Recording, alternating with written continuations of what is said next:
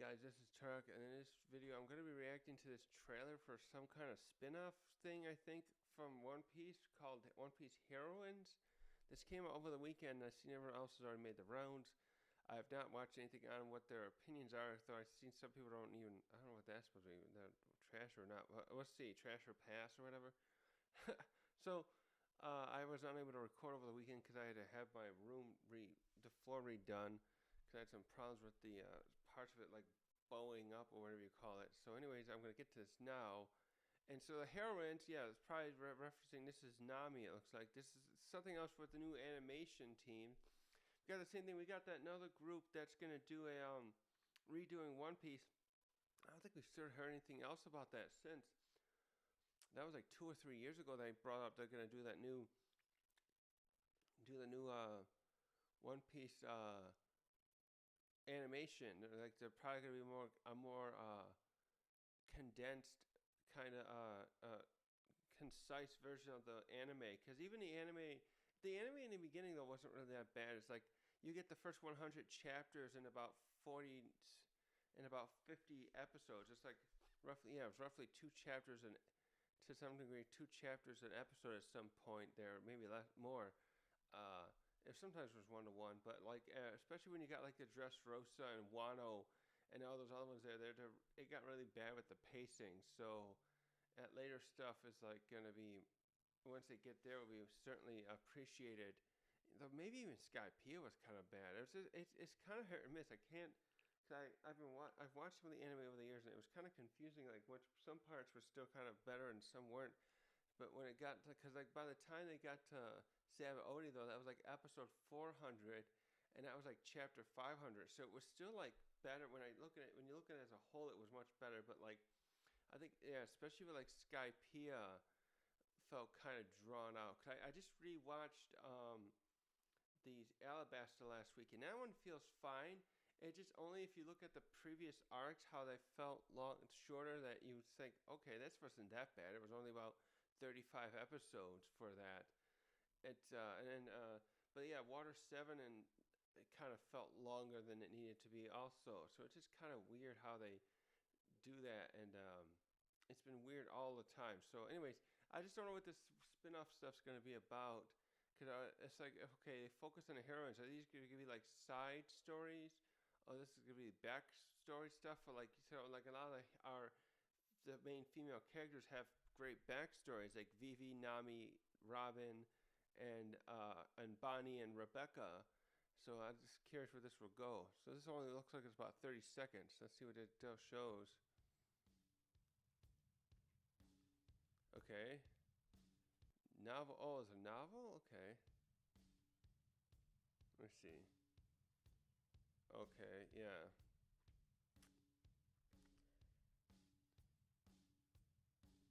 Who is that? What? Who's that guy? Okay, I guess I gotta read what this novel is about. Alright, that's it? Broadcast in July in Japan. Now they look normal edition. Yeah, what does Frankie look like? I miss old Frankie. I don't like post time skip Frankie to some degree. He looks a little over the top. Do they look good? I thought they looked fine, especially in the post time skip animation that Robin looked and Nami especially they got too busty and stuff like that. I liked how Robin looked. Actually, for the animation I missed was whoever did when those episodes where Luffy was traveling to rescue Ace from Impel Down. There was this animation where Hancock, yeah, that's the one I was thinking maybe we could bring up too. Here, I forgot too. Hancock has a bad backstory too, but with the other heroines. Anyways, there was that part where Hancock was imagining Luffy was going to leave her for Robin and Nami when he was telling her about his crew while they're on the marine ship. And they had that weird animation where they're doing a dramatic soap opera type stuff. And he's like, I don't need you, Hancock. I got these two. And he has his arms around Robin and Nami. And the silhouette versions of that, whoever drew that stuff with there. And then there's the other one too where there's little scenes like there where Luffy was drawn completely different. He was very, very suave looking, and I really enjoyed that artwork. And I wish whoever did that had animated more of the anime stuff. Is that supposed to be Robin then? Yeah, if that's Robin, that looks almost. I thought that maybe it was Hancock. No, it is Robin. Yeah, I don't know if I like the way that looks. Nami looks good. It looks like Nami, how I would recognize her, but I guess it's because Robin and Nami are such different, about 10 years apart in age, or a little over that. Is that Sanji then? That I'm kind of thrown off by some of this. I'm not sure who that character's supposed to be. Oh God, I don't even know these. I don't pay attention to these different animators and stuff overall when it comes to anime stuff. So I don't have no idea who these are, unfortunately. I just wish they showed more of who the other heroines, because all they really showed was those two, or that other girl. So I would love to see other stuff with Bonnie and Rebecca and Vivi. She looks so familiar. Who is that? Persona 5 edition. Yeah, animate the law novel. Okay, so these are different novels. Okay, I know those are different novels. I know Ace had one that took place before he met Whitebeard or joined Whitebeard. I guess that's what they're doing. Okay, so it's different side novels, side piece stories, and this is covering one. So I'll have to look into those so I can know what this is about. Luckily, I got a few months to find out what that is. A spin-off, yeah. Yeah, what did we do? What? Barbie edition. Is that Cavendish? Oh, I was thinking about Cavendish, but I thought that was Sanji. Yeah. Okay, this was interesting. I just don't know anything about these novels and stuff, so I don't know what this is about. But maybe this will be good. I certainly want to know more about this animation team. I like there's something with the color palette with this I really like too. I do like, but I just don't know about some of the characters. This was also jarring because I was reading a while back they had something with Sanji. There was two things. One with VV2 I read where it was retellings of certain moments in One Piece. The one was Vivi's, where she decides that she has to stay. She was conflicted whether she was going to go with the Straw Hats on their journey, continue on their journey together, or she would stay in Alabasta, and she has to realize she has to stay there to help her people.